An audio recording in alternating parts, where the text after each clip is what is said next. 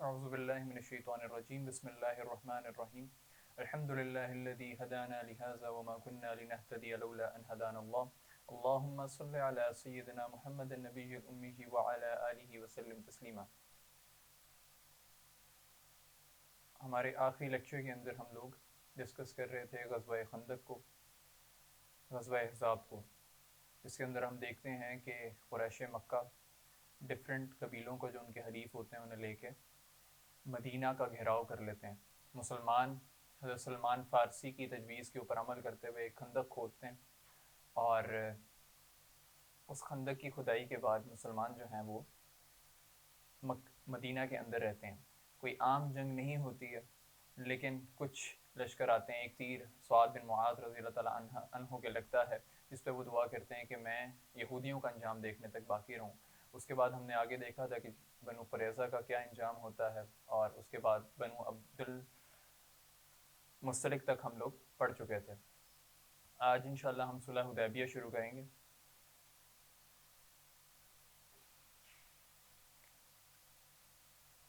رسول اللہ صلی اللہ علیہ وآلہ وسلم ایک خواب دیکھتے ہیں، جس خواب میں رسول اللہ صلی اللہ علیہ وآلہ وسلم جو ہیں وہ دیکھتے ہیں کہ وہ مکہ جا رہے ہیں اور طواف کر رہے ہیں۔ رسول اللہ اٹھتے ہیں تو بڑے خوش ہوتے ہیں کہ اب مکہ کو چھوڑے بڑا زمانہ ہو چکا ہوتا ہے، بڑا عرصہ گزر چکا ہوتا ہے۔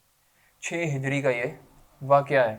ایک ترتیب یاد رکھیے گا، 2 ہجری کے اندر بدر ہو رہی ہے، 3 ہجری کے اندر احد ہے، 4 ہجری کے اندر کوئی جنگ نہیں، کوئی بڑی جنگ نہیں ہوتی ہے، اور 5ویں ہجری کے اندر آ کے احزاب ہو رہی ہے، خندق ہو رہی ہے۔ اور اس کے بعد یہ 6 ہجری کا واقعہ جب رسول اللہ کو ایک خواب آتا ہے، جس کی رسول اللہ صلی اللہ علیہ وآلہ وسلم اپنے صحابہ سے اس کا ذکر کرتے ہیں۔ صحابہ کو بھی مکہ کو چھوڑے ہوئے بڑا عرصہ ہو گیا ہوتا ہے، اور مکہ کی یاد بھی ستا رہی ہوتی ہے، کعبہ بھی یاد آ رہا ہوتا ہے، اب مکہ بھی یاد آ رہا ہوتا ہے، اور مکہ میں ان کے خاندان بھی ہوتے ہیں، اپنے بھی ہوتے ہیں، کعبہ بھی ہوتا ہے۔ صحابہ کرام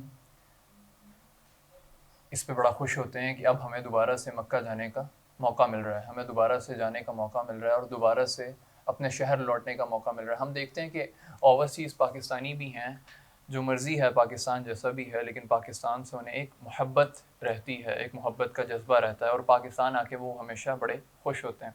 تو ایسے ہی صحابہ کے اندر بھی وہ ایک جوش اور وہ ایک جذبہ پیدا ہوا کہ ہمیں مکہ دوبارہ جانے کا ایک موقع ملے گا۔ خیر، رسول اللہ صلی اللہ علیہ وآلہ وسلم صحابہ کو تیار کرتے ہیں۔ 1400 صحابہ یا غالباً 1500 صحابہ کی تعداد آتی ہے جو رسول اللہ صلی اللہ علیہ وآلہ وسلم کے ساتھ جانے کے لیے تیار ہوتے ہیں۔ اب رسول اللہ صلی اللہ علیہ وآلہ وسلم جب نکلتے ہیں تو ایک جاسوس کو بھیجتے ہیں، قبیلہ خزاع کا وہ ہوتا ہے، کہ پتہ لگا کہ آؤ کہیں مکہ کے اندر کوئی ہماری اس نقل و حرکت کے اوپر کوئی پیش تو نہیں آیا معاملہ۔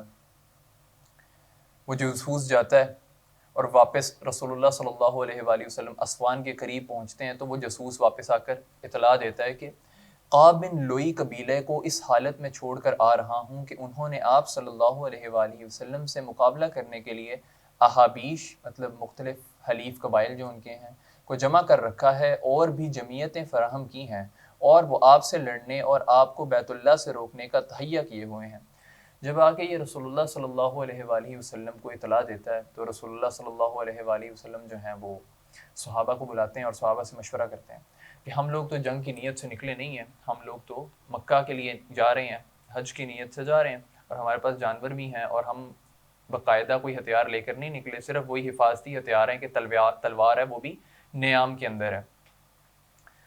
تو بتاؤ کیا کیا جائے؟ ابو بکر صدیق رضی اللہ تعالیٰ عنہ اور باقی صحابہ اپنی آراء دیتے ہیں، تجاویز دیتے ہیں۔ تو ابو بکر تجویز دیتے ہیں کہ کیونکہ ہم جنگ کی نیت سے نہیں نکلے ہیں، تو اول تو ہم لوگ کسی کے ساتھ کوئی معاملہ نہیں کریں گے، لیکن اگر کوئی معاملہ پیش آتا ہے، کوئی ہمارا رستے میں حائل ہوتا ہے، پھر ہم اس سے جنگ کریں گے، لیکن خود جا کے ان کے علاقے کے اوپر قبضہ نہیں کریں گے۔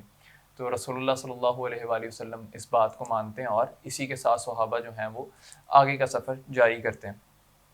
آگے پہنچتے ہیں تو اطلاع ملتی ہے کہ خالد بن ولید رضی اللہ تعالیٰ عنہ اس وقت ایمان نہیں لائے ہوتے، تو ان کے زیر کمان قریش نے ایک لشکر بھیجا ہے جو مسلمانوں کا انتظار کر رہا ہے مکہ کے رستے کے اندر بیٹھے ہوئے۔ رسول اللہ صلی اللہ علیہ وآلہ وسلم کو اس کی خبر ہوتی ہے. رسول اللہ صلی اللہ علیہ وآلہ وسلم اپنے اصحاب سے، وعلیکم السلام ورحمۃ اللہ وبرکاتہ، اپنے اصحاب سے اس کا ذکر کرتے ہیں اور پوچھتے ہیں کہ صحابہ اب کیا کیا جائے، کیا کوئی ہے جو ہمیں کسی مختلف رستے سے مدینہ لے جائے، مکہ لے جائے. تو ایک صحابی آگے بڑھتے ہیں اور وہ کہتے ہیں کہ یا رسول اللہ صلی اللہ علیہ وآلہ وسلم، میں آپ کو ایک مختلف رستے سے لے جاؤں گا مکہ.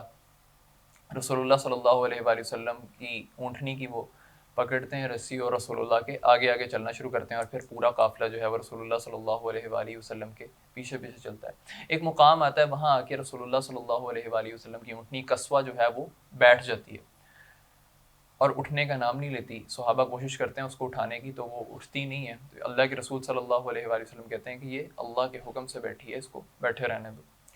وہاں پہ ایک اور واقعہ پیش آتا ہے کہ ایک چشمہ ہوتا ہے جس میں تھوڑا سا پانی ہوتا ہے. صحابہ ادھر سے پانی پیتے ہیں تو پانی ختم ہو جاتا ہے. رسول اللہ صلی اللہ علیہ وآلہ وسلم کے پاس آتے ہیں اور رسول اللہ صلی اللہ علیہ وآلہ وسلم سے تذکرہ کرتے ہیں کہ اللہ کے رسول، پیاس سے برا حال ہو رہا ہے تو آپ کچھ کیجیے. رسول اللہ اپنے ایک تیر دیتے ہیں ان کو اور وہ تیر اس کے اندر رکھتے ہیں جس سے اس میں سے دوبارہ پانی جاری ہو جاتا ہے اور سارے صحابہ جو ہیں وہ سیر ہو کے پانی پیتے ہیں. ایک شخص ہے خزاع کا، یہ بھی سرداروں میں سے ہوتا ہے، بدیل بن ورقہ.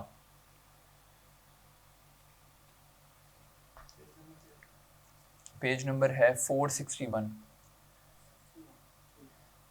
رسول اللہ صلی اللہ علیہ وآلہ وسلم مطمئن ہو چکے تو بدیل بن ورقہ خزاعی اپنے قبیلہ خزاع کے چند افراد کی معیت میں حاضر ہوا. اس کا پیچھے واقعہ یہ آتا ہے کہ جب قریش کو یہ معاملہ پتہ چلتا ہے کہ خالد بن ولید رضی اللہ تعالیٰ عنہ کو انہوں نے بھیجا ہوتا ہے اور ان کی ساری امیدیں ہوتی ہیں کہ خالد جو ہے وہ روکے گا رستہ مسلمانوں کا، لیکن جب پتہ چلتا ہے مسلمانوں نے تو رستہ چینج کر لیا ہے تو وہ خالد بن ولید رضی اللہ تعالیٰ عنہ واپس مکہ جاتے ہیں اور مکہ جا کے بتاتے ہیں کہ مسلمان میرے ہاتھ نہیں آئے اور وہ تو کسی اور رستے سے پہنچ رہے ہیں مکہ. تو اب قریش کے اندر ایک دم دوبارہ سے وہ خوف کی لہر دوڑتی ہے. تو وہ کہتے ہیں اب کیا کیا جائے. تو وہ کہتے ہیں کہ خزاع جو قبیلہ ہے نا، اس کے مسلمانوں کے ساتھ اچھے مراسم ہیں اور یہ بنو ہاشم کا بھی حلیف رہا ہوا ہے ایک وقت کے اندر. تو ایسا کرتے ہیں کہ ان کے سرداروں کو کہتے ہیں کہ یہ رسول اللہ صلی اللہ علیہ وآلہ وسلم سے جا کے بات کریں. تو اسی کے اندر یہ بھیجتے ہیں بدیل اور اس کے کچھ ساتھیوں کو.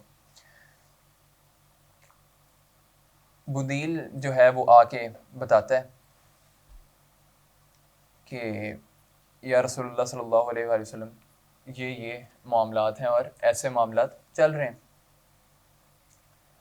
رسول اللہ صلی اللہ علیہ وآلہ وسلم سے کہتے ہیں کہ آپ جو ہیں وہ جائیں اور انہیں بتائیں کہ ہم لڑنے کی نیت سے نہیں آئے، ہم تو طواف کرنے آئے ہیں، مکہ دیکھنے آئے ہیں، کعبے کے پاس آئے ہیں تو یہ ہمارے پاس قربانی کے جانور بھی ہیں، تو آپ ان کو جا کے یہ بتاؤ. وہ رسول اللہ کو کہتا ہے کہ اللہ کے رسول میں جا کے بتا دوں، آپ جو کچھ کہہ رہے ہیں میں اسے قریش تک پہنچا دوں گا. تو رسول اللہ اسے اجازت دیتے ہیں کہ ہاں تم جاؤ. اس کے بعد وہ قریش کے پاس پہنچا اور بولا کہ میں ان صاحب کے پاس سے آ رہا ہوں، میں نے ان سے ایک بات سنی ہے، اگر چاہوں تو پیش کر دوں. اس پر بے وقوفوں نے کہا ہمیں کوئی ضرورت نہیں ہے، تم ہم سے ان کی کوئی بات بیان کرو. لیکن جو لوگ سمجھ بوجھ رکھتے تھے انہوں نے کہا لاؤ سناؤ، تم کیا سناتے ہو. بدیل نے کہا میں نے انہیں یہ بات کہتے سنا ہے. جو رسول اللہ نے بات کی وہ بات انہوں نے ان کے سامنے رکھی. اس پر قریش نے مرکز بن حفظ کو بھیجا. اسے دیکھ کر رسول اللہ نے فرمایا، ایک اور شخص کو انہوں نے بھیجا کہ تم جاؤ اس بات کی تصدیق کر کے آؤ کہ ایسا ہی ہے. یہ بد عہد آدمی چنانچہ جب اس نے آپ صلی اللہ علیہ وآلہ وسلم رسول اللہ صلی اللہ علیہ وسلم نے جب اس کو دیکھا تو رسول اللہ نے صحابہ کو کہا یہ آدمی جو ہے نا بد عہد ہے، اور اس نے رسول اللہ کے پاس آ کے جب ذکر کیا تو رسول اللہ نے اس سے بھی وہی بات کی جو بدیل سے کی تھی. خیر یہ واپس گیا. اس کے بعد رسول اللہ صلی اللہ علیہ وآلہ وسلم کے پاس انہوں نے ایک اور حلیس بن علقمہ نامی بنو کنانا کے ایک آدمی کو کہا کہ اس نے خود کہا کہ مجھے جانے دیں، میں جا کے بات کرتا ہوں. انہوں نے کہا ٹھیک ہے.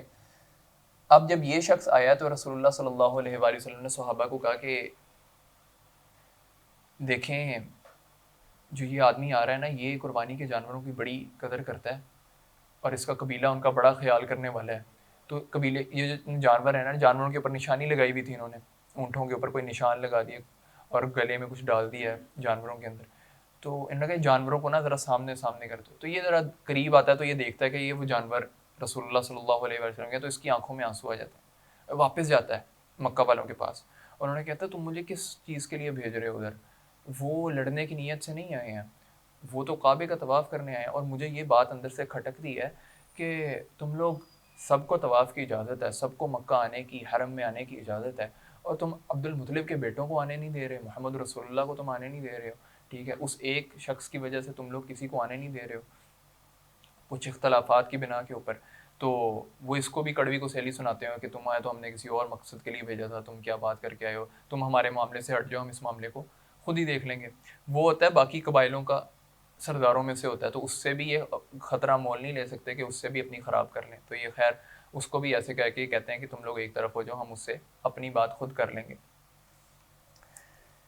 اس موقع پر عروہ بن مسعود ثقفی نے مداخلت کی۔ اب عروہ بن مسعود ثقفی جو ہیں یہ کہتے ہیں کہ بھئی مجھے جانے دیں، میں محمد رسول اللہ سے جا کے بات کرتا ہوں۔ لوگوں نے ان کو بھی اجازت دے دی کہ ٹھیک ہے آپ جا کے بات کر لیں، دیکھ لیتے ہیں رسول اللہ صلی اللہ علیہ وآلہ وسلم کیا بات کرتے ہیں۔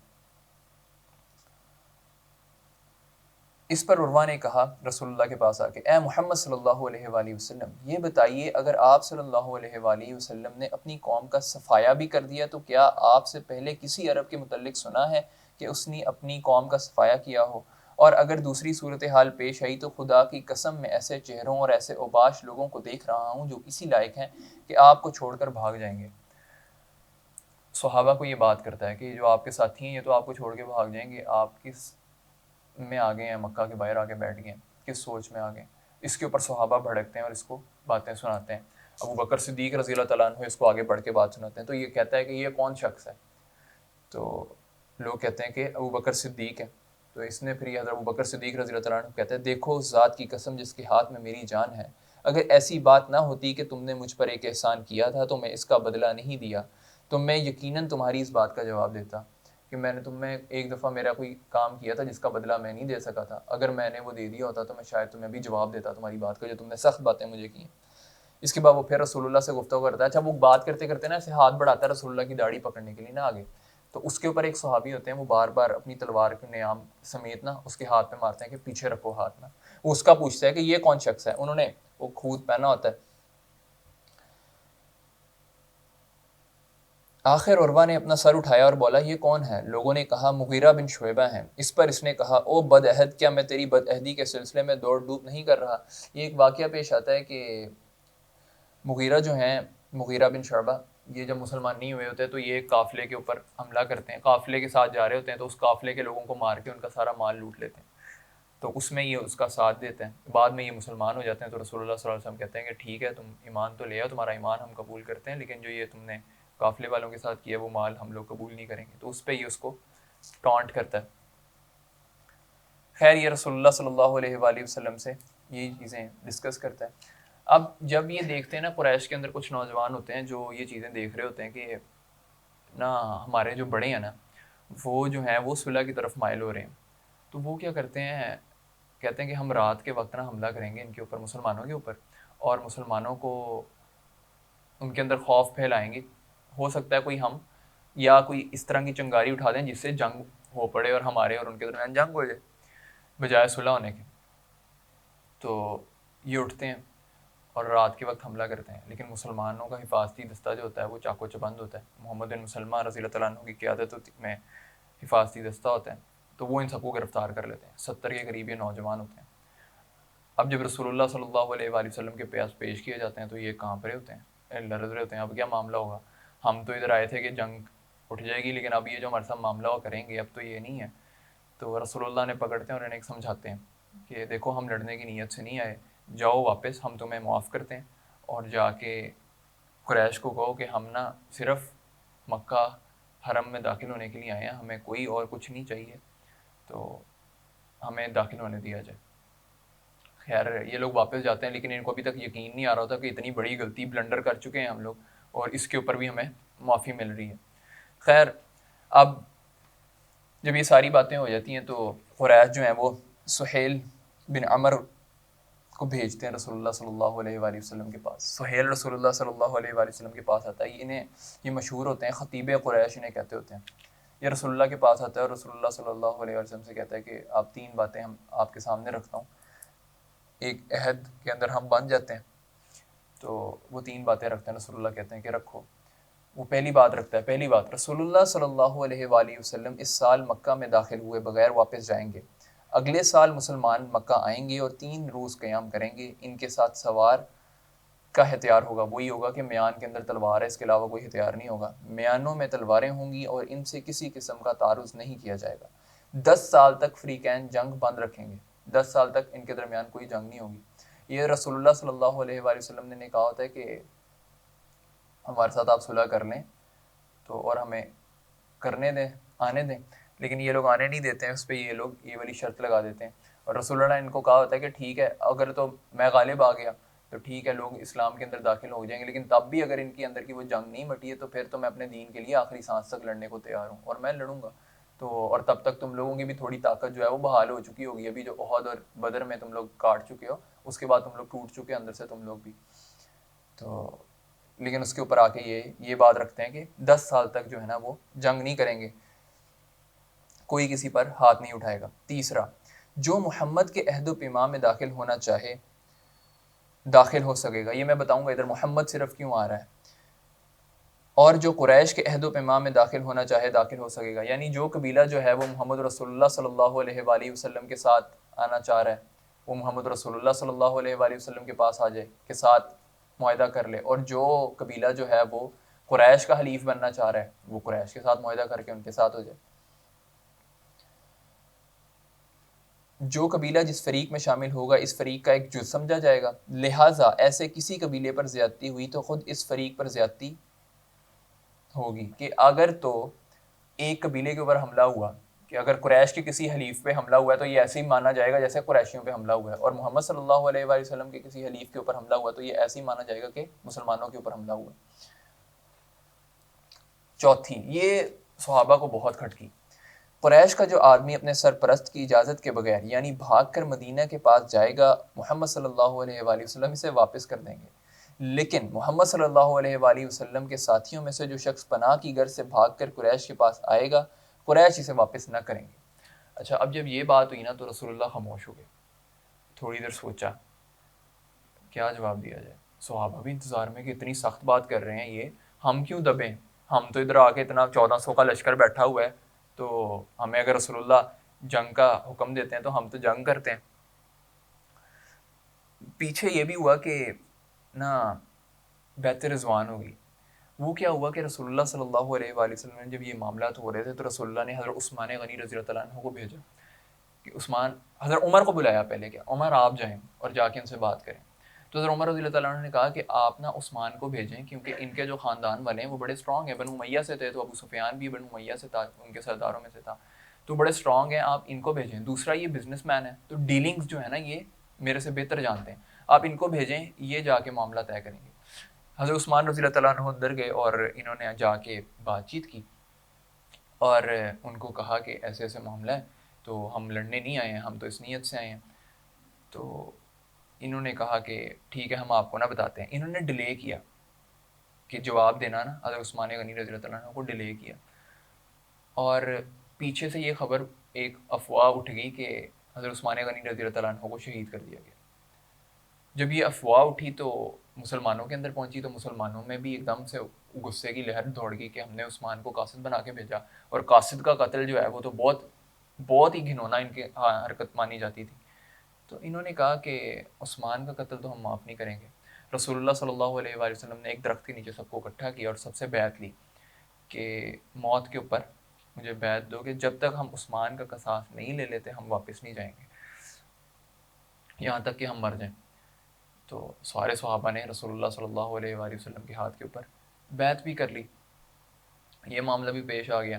جب یہ معاملہ پیش آیا ادھر سے عثمان غنی رضی اللہ عنہ بھی آ گئے اتنی دیر میں، تو انہوں نے بھی آ کے رسول اللہ کے ہاتھ پہ بیعت کی. اچھا، بیعت رضوان ایک بہت بہت بڑا واقعہ ہے جو اس کے اندر ہوا.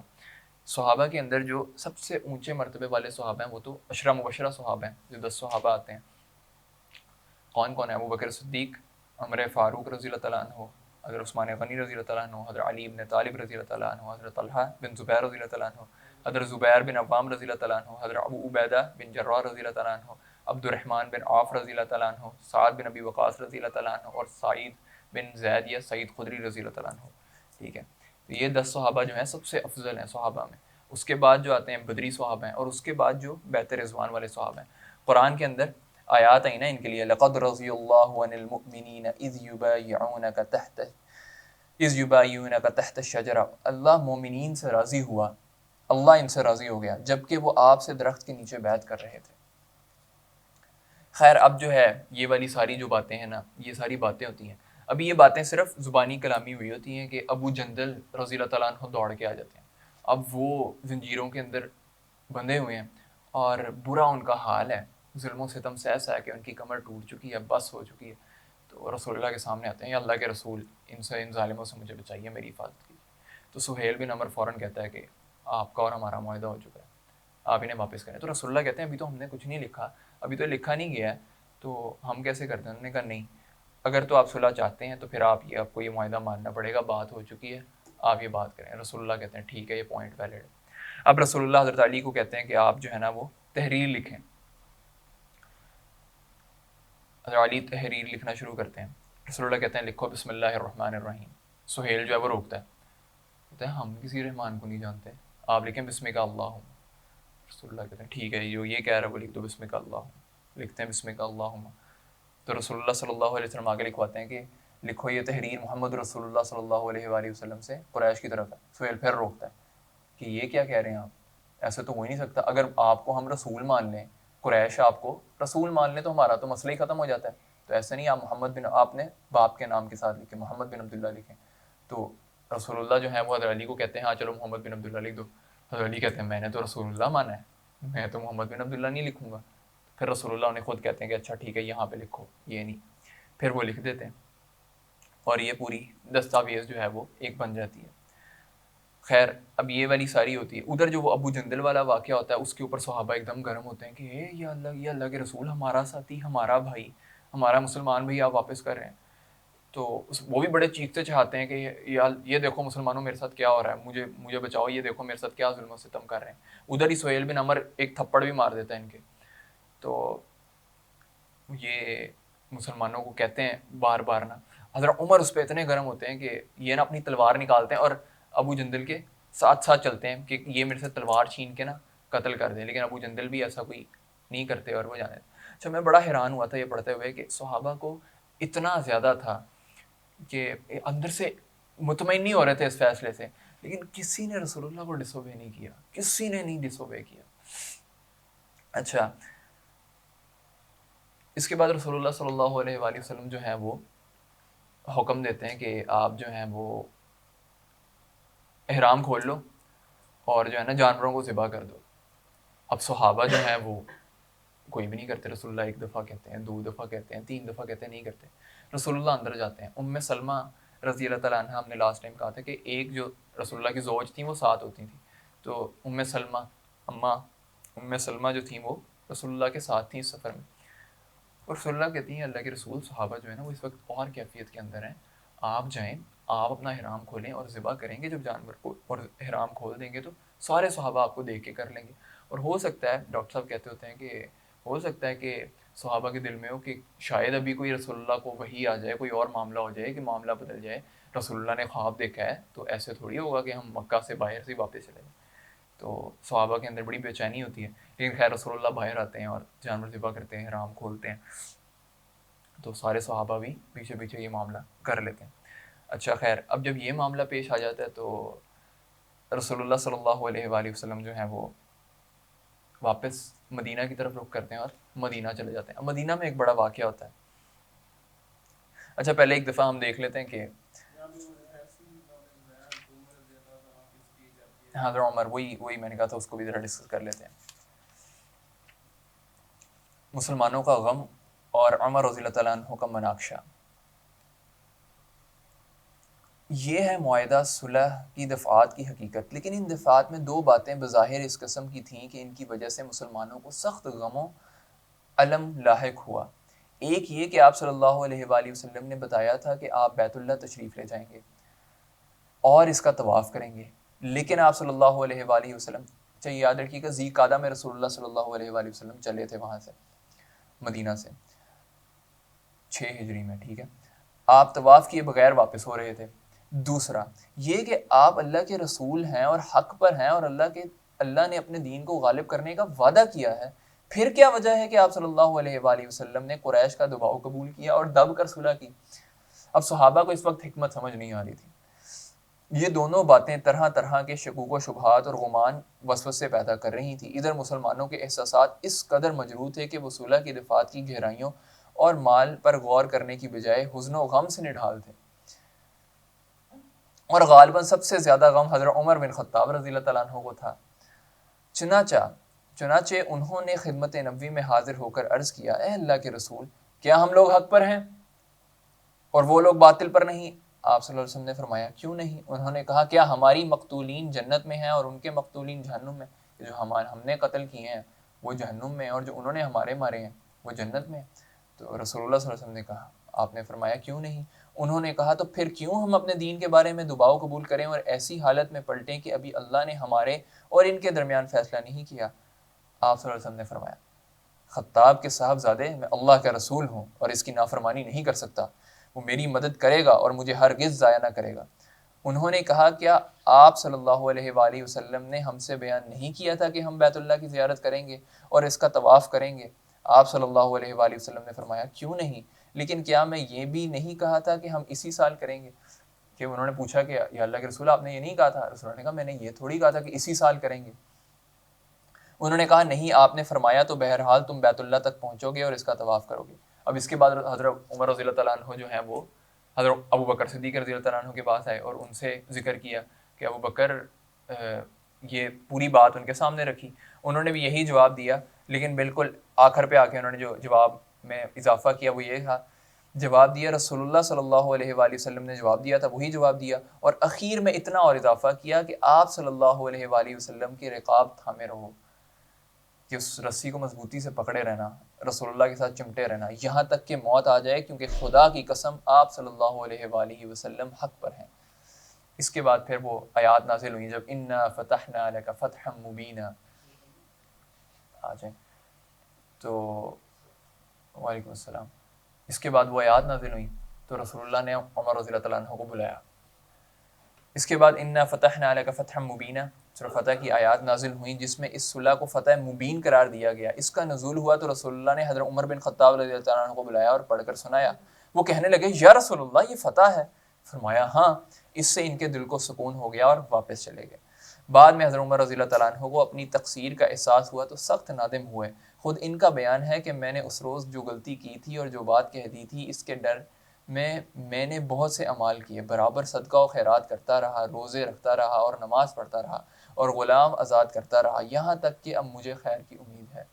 کہ مجھے اس وقت وہ ڈر لگ گیا تھا کہ میں نے رسول اللہ سے زیادتی کی ہے، میں آگے زیادہ بولوں، ایسے مجھے نہیں بات کرنی چاہیے تھی۔ اچھا، اب کیا ہوا، رسول اللہ صلی اللہ علیہ وسلم مدینہ آ گئے ہیں اور یہ سارے معاملات بھی حل ہو گئے ہیں۔ صحابہ کے دلوں میں ابھی بھی وہ غم و غصہ ہے، وہ نڈھال ہے اندر سے کہ یار یہ معاملہ جو ہے نا ہم نے دب کے کیے ہیں۔ کیا ہوتا ہے کہ ایک صحابی جو ہیں وہ مکہ سے دوڑ کے مدینہ آ جاتے ہیں، ابو بصیر رضی اللہ تعالیٰ عنہ ان کا نام ہوتا ہے۔ وہ جب آتے ہیں دوڑ کے مدینہ تو رسول اللہ صلی اللہ علیہ وآلہ وسلم ابھی وہ پہنچتے ہیں تو پیچھے سے وہ دو جو لوگ ان کے پیچھے پڑے ہوتے ہیں وہ بھی آ جاتے ہیں کہ ہمارا بندہ آیا آپ کے پاس، عہد میں یہ تھا، آپ واپس کریں گے۔ رسول اللہ صلی اللہ علیہ وسلم کہتے ہیں کہ ایسے ہی ہے، اور ان کو واپس کر دیتے ہیں۔ اب مسلمان پھر ایک دفعہ ہوتے ہیں کہ کچھ کر بھی نہیں سکتے اور اپنا بھائی دے رہے ہیں، وہ لے کے جاتے ہیں۔ رستے کے اندر جا کے جو یہ ابو بصیر ہے نا، یہ ان میں سے ایک بندے کو قتل کر دیتے ہیں اور بھاگ کے پھر مدینہ آ جاتے ہیں، اور رسول اللہ کو آ کے کہتے ہیں کہ آپ کی ذمہ داری کوئی نہیں ہے، آپ نے مجھے ان کو دے دیا تھا، ٹھیک ہے، وہ نہیں مجھے سنبھال سکے، میں نے قتل کر دیا۔ اور جا کے یہ جو صحرائی رستہ ہے نا اس کے اوپر کہیں پہ چھپے جاتے ہیں کسی قبیلے کے اندر۔ تو اب جب مسلمانوں کو پتہ چلتا ہے کہ اس طرح جو ہے نا بندہ مار دیا تھا اور وہ جا کے وہاں پہ چھپ گیا، تو جو مکہ کے اندر اور مسلمان ہوتے ہیں اور ظلم و ستم سیر ہوتے ہیں، وہ سارے دوڑ کے اس سائڈ پہ اکٹھا ہونا شروع ہو جاتے ہیں اور وہاں پہ ایک گروپ تیار ہو جاتا ہے مسلمانوں کا۔ اب کیا ہوتا ہے کہ جو آپس میں تو قریش والوں کی، مکہ والوں کی اور مسلمانوں کے آپس میں معاہدہ ہو چکا ہوتا ہے، تو آپس میں تو یہ ایک دوسرے کو تنگ نہیں کر سکتے، کوئی ایک دوسرے کے ساتھ خلاف کام نہیں کر سکتے ایک دوسرے کے، نہ ایک دوسرے کے حلیفوں کے خلاف جا سکتے ہیں۔ تو اب جو وہ گروپ ہے وہ تو انڈیپینڈنٹ گروپ بنتا جا رہا ہے، وہاں پہ ہے وہ سارے مسلمان، وہ کیا کرنا شروع کرتے ہیں کہ اپنے آپ کو اسٹیبل کرنے کے لیے وہ جو بھی قافلہ قریشیوں کا گزرتا ہے اس کے اوپر حملہ کرتے ہیں اور ان کا مال لوٹ لیتے ہیں. قریشی اس سے بڑے تنگ آتے ہیں اور رسول اللہ کی خدمت میں آتے ہیں. رسول اللہ کہتے ہیں یہ جو مسلمان ادھر ہیں نا آپ ان کو بھی مدینہ بلا لیں. تو پھر جب وہ رسول اللہ صلی اللہ علیہ وآلہ وسلم ان کو بھی مدینہ بلاتے ہیں تو صحابہ کو اس وقت ریلائز ہوتا ہے کہ کتنی بڑی فتح تھی یہ, اور آہستہ آہستہ وہ جو ہے وہ ریلائزیشن مسلمانوں کے اندر آتی ہے. خیر یہاں تک آج ہم کلوز کرتے ہیں. آج ہماری الحمدللہ صلح حدیبیہ مکمل ہو گئی ہے, اور اس کے بعد جو ہے ہم نے بات رضوان بھی ہم نے اس کے اندر ڈسکس کر لی, اور نیکسٹ جو ہے ہم انشاءاللہ فتح مکہ دیکھیں گے کہ اس میں کیا کیا معاملات آتے ہیں. اوور ویو ایک ہلکا سا آپ لوگوں کو دے دیتا ہوں کہ اس میں ہوتا کیا کہ دو قبیلے ہوتے ہیں, بنو بکر اور بنو خزاع. بنو خزاع کا ہم نے پہلے بھی اسی گفتگو کے اندر ڈسکس کیا کہ یہ بنو ہاشم کے ساتھ بھی پہلے حلیف ہوتے ہیں, اور ان دونوں قبیلوں کی آپس کے اندر نہیں بنتی ہوتی, لیکن جب مسلمان ایک دم طاقت پکڑتے ہیں تو یہ دونوں مسلمانوں کے خلاف متحد ہو جاتے ہیں. اب جب قریش کے اس عہد و پیما کے اندر یہ واضح ہو جاتا ہے کہ کوئی بھی حلیف, کوئی بھی قبیلہ جو ہے وہ مسلمانوں کا بھی حلیف بن سکتا ہے, وہ قریش والوں کا بھی حلیف بن سکتا ہے, تو بنو بکر جو ہیں وہ حلیف بنتے ہیں قریش کے, اور بنو خزاع جو ہیں یہ حلیف بن جاتے ہیں محمد رسول اللہ صلی اللہ علیہ وآلہ وسلم کے, مسلمانوں کے. تو اس پہ قریش کو بڑا ایک دھچکا ہوتا ہے کہ یہ تم نے یہ کیا حرکت کی ہے. وہ تو اس وقت کا امریکہ ہوتا ہے نا کہ سپر پاور ہے, تم لوگوں نے سپر پاور کے خلاف ادھر کیوں کیا معاہدہ, ادھر ہمارے پاس کیوں نہیں آئے, ان سے کیوں مدد لے رہے ہو, ہم سے کیوں نہیں مانگی. تو ان کے اندر بھی ہوتا ہے. اب یہ بھی ایک ان کے اندر بغض کریٹ ہو جاتا ہے, اور اسی میں بنو بکر جب یہ دیکھتے ہیں کہ اب تو صلح ہو گئی ہے آپس کے اندر, اب ہم اپنی وہ پرانی جنگ چھیڑ سکتے ہیں, تو یہ کیا کرتے ہیں, یہ بنو خزاع کے کچھ آدمی مار دیتے ہیں. بنو خزاع والے مسلمانوں کے حلیف ہوتے ہیں, وہ رسول اللہ کی خدمت میں حاضر ہوتے ہیں, اور رسول اللہ کہتے ہیں کہ اللہ کے رسول یہ دیکھیں یہ انہوں نے کیا. رسول اللہ صلی اللہ علیہ وآلہ وسلم نے پیغام بھیجتے ہیں کہ تین معاملات کرو, یا تو بنو بکر سے علیحدہ ہو جاؤ کہ کہہ دو کہ ہم ان کے حلیف نہیں ہیں اب, یا پھر تم کیا کرو کہ جتنے بندے ہیں قتل ہوئے ہیں بنو خزاع کے وہ قصاص دلوا دو. اگر یہ بھی نہیں کر سکتے تو پھر جنگ کے لیے تیار ہو جاؤ. تو وہ جو ہیں وہ تیسرا آپشن سلیکٹ کرتے ہیں. اس کے اوپر بعد میں وہ نادم بھی ہوتے ہیں اور ابو سفیان کو بھیجتے بھی ہیں, لیکن اس وقت بعد پانی جو ہے وہ سر سے گزر چکا ہوتا ہے. آج ہم اسی پہ اکتفا کریں گے انشاءاللہ. جو حق بیان ہوا ہے وہ اللہ کا تھا, جو غلطیاں ہوئی ہیں وہ میری تھیں, اللہ مجھے معاف فرمائے. جزاک اللہ خیرا فی الدنیا والآخرہ.